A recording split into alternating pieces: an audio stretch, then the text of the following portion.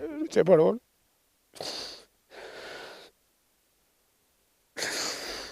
Tutti una famiglia, guarda, una grande famiglia. C'è solo la disperazione degli amici e dei colleghi, dentro e fuori la cava postumi e inerti di Giavera del Montello, dove Francesco Vona, 39 anni di Vittorio Veneto, è morto schiacciato da un rullo, e questo nel tentativo di salvare un collega di un anno più giovane, residente a Villorba, che pochi istanti prima era rimasto incastrato con un braccio nel macchinario, sembra oggetto di manutenzione. Il 38enne è ora ricoverato al Cafoncello in prognosi riservata. Un atto di altruismo confermato anche da uno dei soci dell'impianto, Roberto Grigolin, visibilmente scosso. Appunto, esatto, per aiutarlo. È salito su un nastro, il nastro ha preso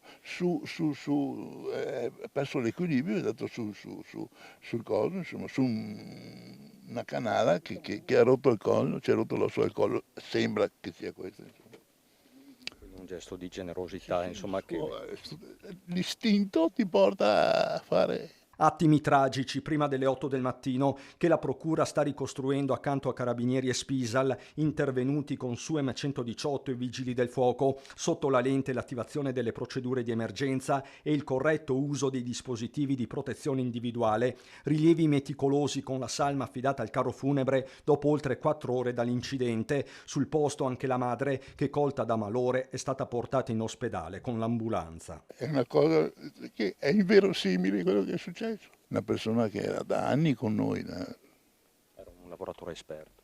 almeno 6-7 anni, da quando siamo partiti, lasciamo ai vari preposti le risposte. E mentre le indagini proseguono, anche i ricordi scorrono. Pochi giorni fa Francesco aveva offerto ai colleghi il pranzo per il suo compleanno, piccoli gesti quotidiani che ora diventano giganteschi.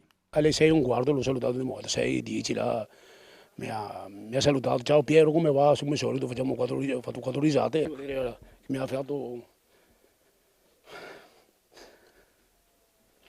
ha scritto Francesco numero 1. Vedo sempre io sono numero 1, vedo. Ieri questo. Ieri pomeriggio.